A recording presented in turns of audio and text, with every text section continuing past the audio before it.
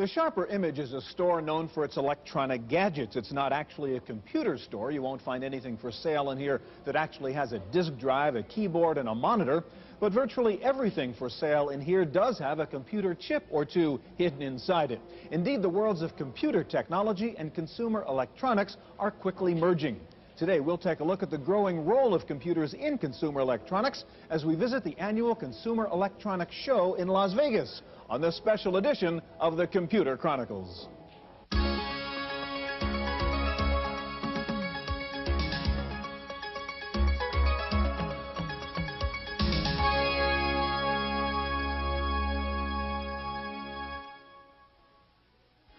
The Computer Chronicles is made possible in part by the Software Publishers Association, which reminds you it's a federal offense to copy software.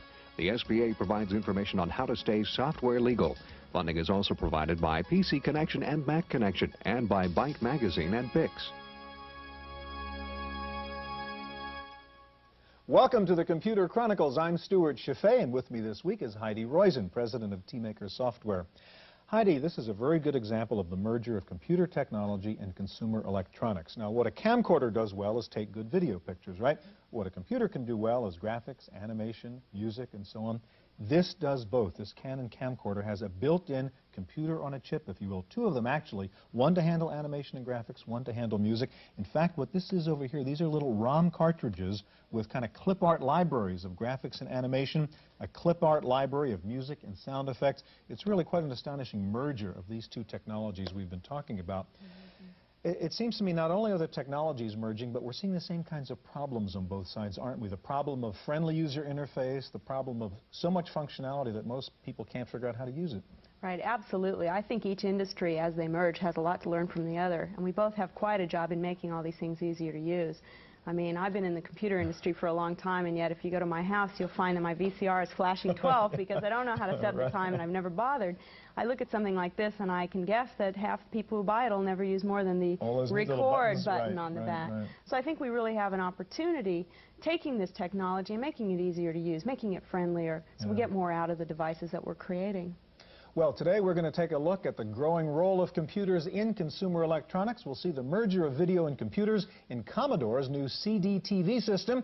We'll see how Nintendo is turning the Game Boy into an adult product with business productivity cartridges. So let's go right now to Las Vegas and the annual Winter Consumer Electronics Show. The 1991 Winter Consumer Electronics Show, or CES, was held in Las Vegas, Nevada, which also happens to be the site of Comdex, the biggest computer expo in the world.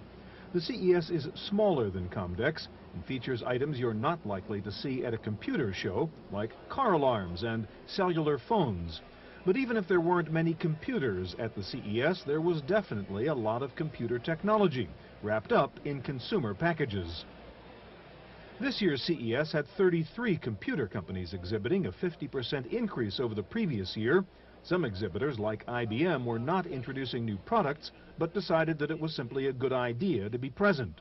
Well, really, with the launch of the PS1, we've entered the consumer electronics business.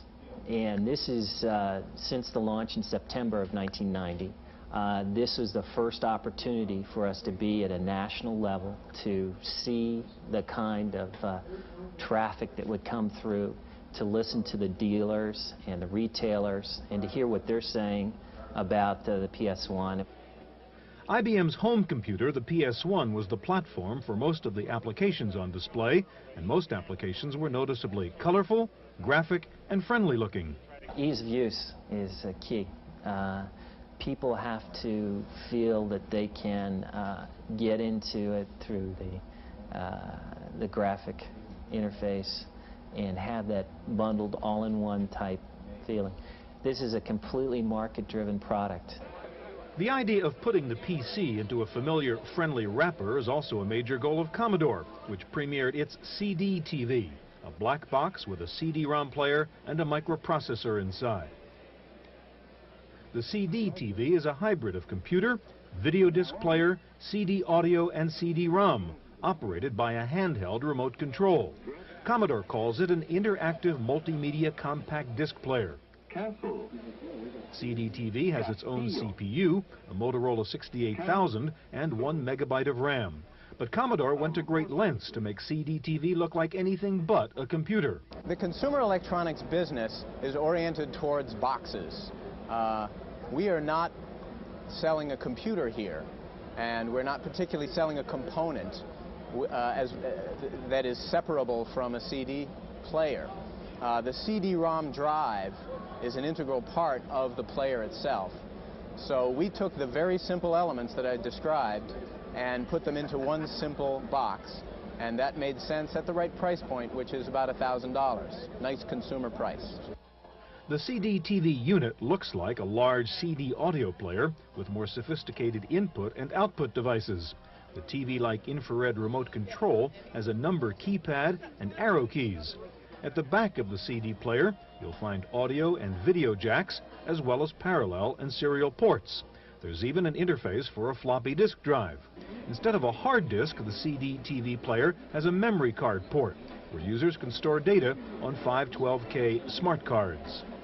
We decided to package it like a piece of fine audio gear to make it very user-friendly and usable in a living room environment. We really didn't want to build a computer. We wanted to build an entertainment and educational platform for the whole family. It's sort of the center of the educational hearth, if you would, or the center of the library of the future. And in a library you have movies and sounds and books of fiction, books of reference, and we wanted to bring all that together into the home. The Commodore booth contained a cross-section of CD-TV applications from the entertaining to the instructive. Discus Knowledge Research demonstrated CD-TV software called Discus Books to teach reading skills to youngsters. The interface may look like a book, but the CD-TV technology makes it interactive. And carried off Prince Robert. Discus children's books are multilingual, and children can pause the story at any point to get a translation. The user can also call up a pronunciation guide, syllables, and word definitions. Discus CD-TV books will be available in late March for under $70. Dominion Software presented an electronic encyclopedia of military aircraft called Advanced Military Systems. The CD-based guide contains 1,500 photos of military aircraft, along with a voice description or music on the CD's audio track. All-weather bomber. It is used for close air support, interdiction, and deep strike. Advanced Military Systems will be available for CD-TV players this spring for under $40. It's really a new type of category. Laserdisc, for example, gives you movies, but it's a fairly linear process. CD audio gives you sound, but again, it's a fairly linear process. CD-TV gives you this capability of having reference works where you can explore and move throughout vast amounts of information at will. The entertainment potential of CD-TV was demonstrated at the Tiger Media display. The Case of the Cautious Condor is the first of a series of interactive mysteries called airwave adventures, styled after 1930s era radio dramas. In my country, a gentleman would not insult the lady by fighting in her presence. Cautious Condor combines elements of computer adventure games with colorful comic book style images. A narrative soundtrack and music complete the mood. Cautious Condor will be available by the end of March for about $50. The CD-TV player comes with a MIDI port or musical instrument digital interface. The MIDI connection allows CD-TV users to manipulate digitally recorded music, much like a synthesizer. CD-TV will also play CD plus G, or compact disc plus graphics, a kind of MTV on CD. Eastman Kodak's contribution to the consumer CD market was, not surprisingly, a compact disc for storing snapshots called the Photo CD. The CD-based storage system begins with a high-resolution 35mm film scanner for sale to professional photo labs. Customers would bring their film for processing and get a CD transfer at the same time. Amateur photographers could archive their photos to CD until the disc has reached its capacity of 100 images. Like the audio version, the Photo CD is not erasable once recorded. Kodak claims that its image compression technique can shrink the amount of storage space required by 2/3, down from 18 to 6 megabytes per image. The Kodak introduction was an early announcement, to say the least. Product will not be available until late 1992, but Kodak hopes the early introduction will give developers enough lead time to provide the application software. The Kenwood Corporation was also playing the advanced preview game as it demonstrated a prototype CD write-once system designed for home use. The write-once recorder will produce CD audio discs for playback in any standard CD player. No price or release date was announced. Finally, Sansui offered a solution to those CD owners whose CD audio libraries are getting just too big, a robot CD changer that can handle up to 5 discs at once. A robot arm moves discs from a storage well to the player as each selection is finished. The $240 changer features random play, 16-track random access, and 4-way repeat. Cycle time between discs is less than 3 seconds.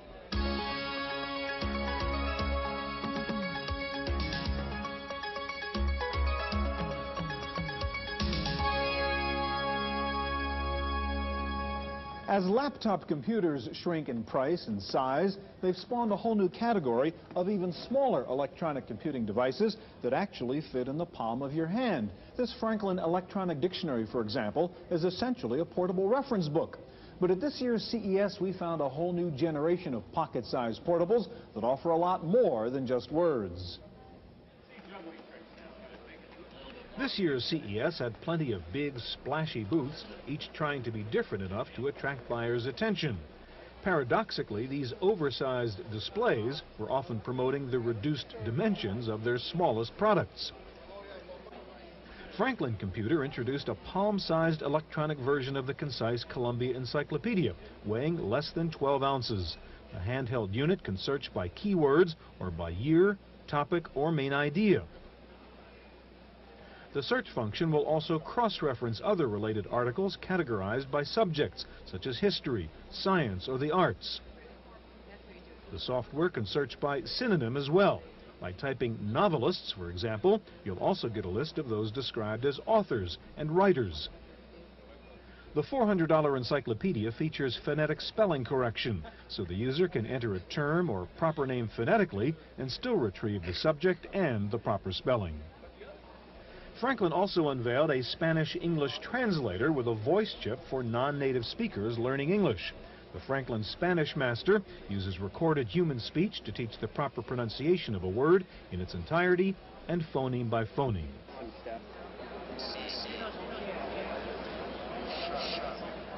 The 7-ounce translator also provides sample English phrases and spelling correction in both Spanish and English. Spanish Master will be available in June for about $300. Franklin, which started out making Apple II and PC clones, now believes it has found the right approach to consumer electronics. Franklin products, for example, are very affordable. Our products range from $30 to $300. There's a big difference between that and the more traditional computer range of 500 to thousands. A product has a difficult time becoming a true consumer electronics product at those lofty price points. So price has a lot to do with it, but so does design. The kind of guiding principles when we put together a user interface are really somewhat different than those at work in a PC. I think PC customers place a lot more emphasis on generality and options. The consumer wants a foolproof device that does the right thing the first time.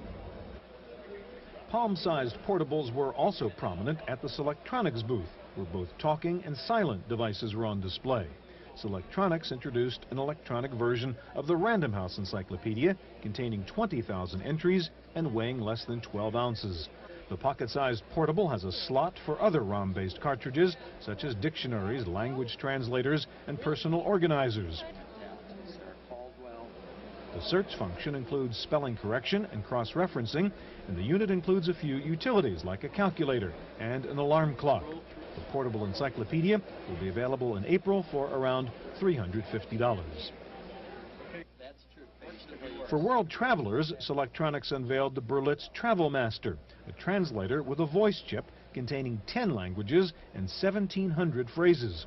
According to Selectronics, the Travel Master uses an advanced form of speech compression to store digitally recorded human speech instead of the less natural-sounding synthetic speech. I have a reservation. As with many trade shows, you can find some of the most intriguing products in the most unassuming booths. At the Hong Kong Pavilion, a number of small vendors were offering some compact products in some compact booths. A company called Brilliant System Limited introduced a Chinese English translator and dictionary containing over 200,000 words. The translator, model CK9000, also includes common idioms and phrases in both languages. The CK9000 will display both simplified and conventional Chinese characters, and a talking version is under development. The combination dictionary translator retails for about $150.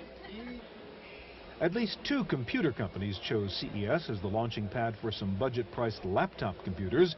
Brother introduced a new category of laptop machine they called work organizers. Brother is eager to stress that the PowerNote laptop is neither a portable computer nor a pocket-type personal organizer, but a hybrid. The 5-pound PowerNote, about the size of a thick notebook, has built-in software. Instead of a DOS prompt, users get a menu listing the applications, an ASCII file transfer program for PCs, a text processor, address book, calculator, alarm clock, calendar, spreadsheet, and an optional fax modem. The PowerNote has a 14-line backlit LCD display, 32K of RAM, and a proprietary 240K floppy disk drive. With its rechargeable battery, the laptop will run for up to 8 hours. Brother expects to ship the PowerNote in April. The suggested retail price will be under $500. Laser Computer, once known for low-cost clones of the Apple II, unveiled a very slim IBM-compatible called the PC4. Like the Brother PowerNote, PC4 is more like a portable electronic notebook than a replacement for your desktop computer. It comes with a ROM-based software package suitable for travelers, including word processor and Lotus-compatible spreadsheet. For business people with a hectic schedule, there's an appointment book, telephone directory, alarm clock, and file transfer utilities. The PC4 is a true lightweight at under 2 pounds, and it comes with an expansion slot for custom applications. The PC4 IBM version sells for $250, while the Mac version, due out in December, will sell for about $270.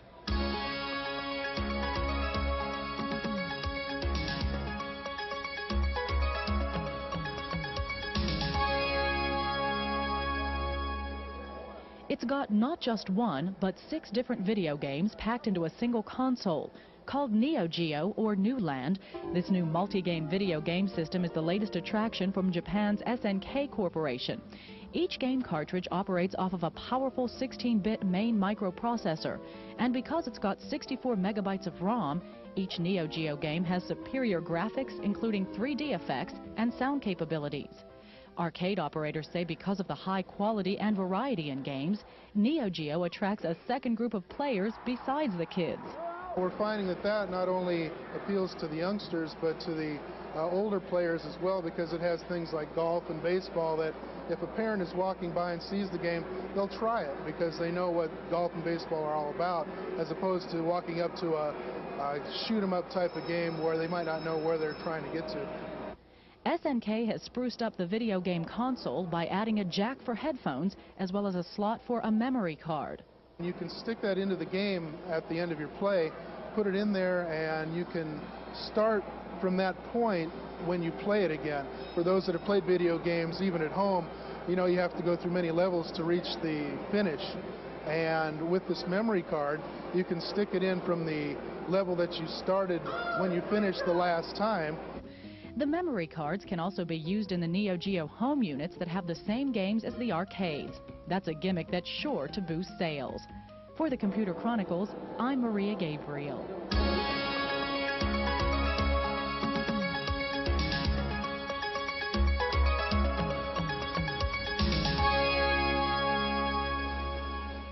For people who grew up in the computer era, their first taste of digital technology was probably with a video game, a hugely successful invention that first made its appearance in the mid-'70s. Since the first Pong game back in 1976, the industry boomed, and today's computer video games have become increasingly sophisticated and realistic.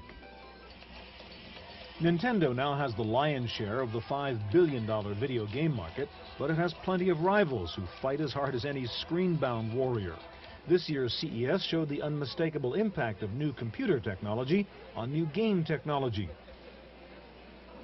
Sega of America brought out a portable color system to compete directly with Nintendo's ubiquitous Game Boy.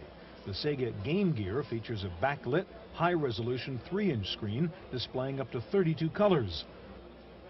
Game Gear also offers stereo sound, and the unit can be transformed into a television tuner with an adapter due out in the fall of this year. Sega will offer Game Gear versions of 2 new games, one featuring a well-known mouse, the other a less renowned hedgehog. Portable video games sell in quantities that would astonish any computer hardware maker. Over 40,000 Game Gears were sold in Japan within 2 days of its introduction. A month later, back orders exceeded 600,000 units.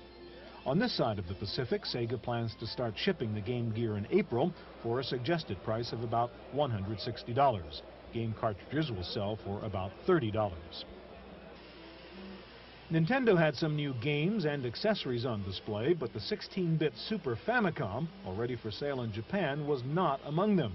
Inside the enormous Nintendo Pavilion, the company demonstrated its 4-player adapter, a set of cables that permits head-to-head competition among 4 players. The adapter sells for under $30. Nolan Bushnell, inventor of Pong, the first video game, predicts even more interaction between computer chips and consumer electronics. I believe that all of consumer electronics is in fact merging and becoming more computer-esque, if you would. You don't need to hit people over the head that there's a computer in it. What you really want to do is have the tool, have the computer be a tool for you, not necessarily have you go through a big training thing so that you can use your equipment. You want the computer to be smarter than you are and make it easier for you instead of have to train to operate this machine.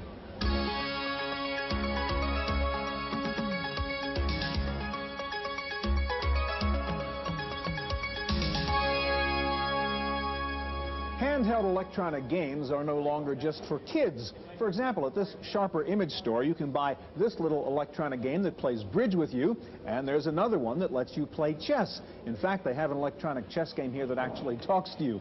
Indeed, the trend in portable electronic games is to mix the practical with the whimsical. GameTech introduced software applications for the Nintendo Game Boy called Infogenius Productivity Packs. About all they have in common with video games is the hardware interface. The Infogenius programs are more suitable for business travelers, tourists, and students than game fanatics.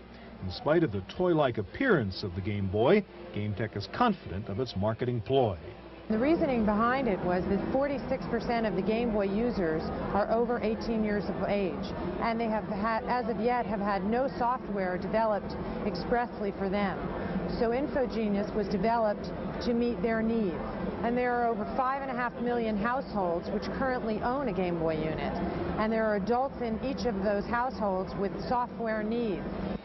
Infogenius unwrapped 5 packages at CES, including translators, a spell checker, a travel guide, and a personal organizer. Spanish and French translators each contain 300 phrases and over 12,000 words. The Infogenius Travel Guide contains hotel, restaurant, and tourist information on 20 American cities and includes an auto dialer. The Personal Organizer is a combination appointment book, world time clock, calculator, and address book. The Infogenius packages will be available in September for around $40 each. In another sign of merging computer applications and consumer hardware, Software Toolworks demonstrated the Miracle Piano teaching system. The Nintendo-based music instructor uses graphics with a video game feel and a keyboard synthesizer.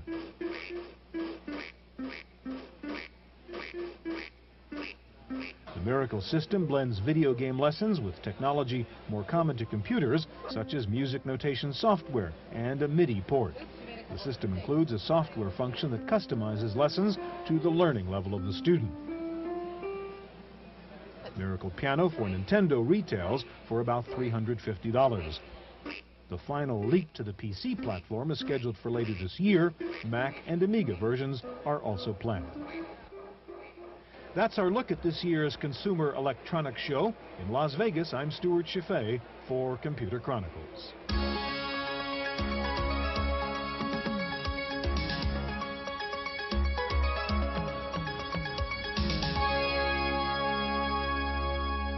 In the random access file this week, Hewlett-Packard has introduced the new Vectra 486-33T.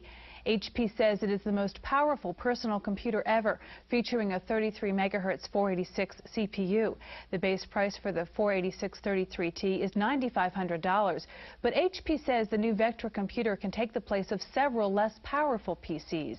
The Vectra 486 can reportedly run a network with 200 terminals and can handle 100 Unix users simultaneously.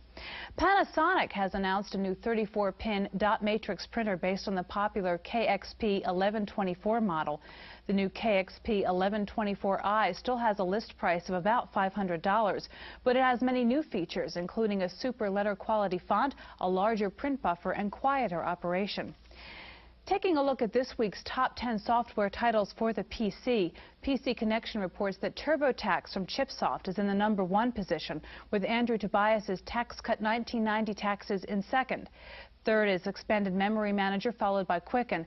PC Tools Deluxe is in 5th place. Rounding out the top 10 PC titles are Managing Your Money, Entertainment Pack for Windows, Windows 3.0, Hijack 2.0, and Procom Plus. Next up, Paul Schindler in this week's software review. I got this from a computer company, and I just love it. If you're still the ray gun type, consider this dandy new arcade game, Sky Shadow, from the makers of the vastly popular Crystal Quest. Now, if I hadn't told you this was another product from the same people, you might have guessed from the sound effects. Just listen.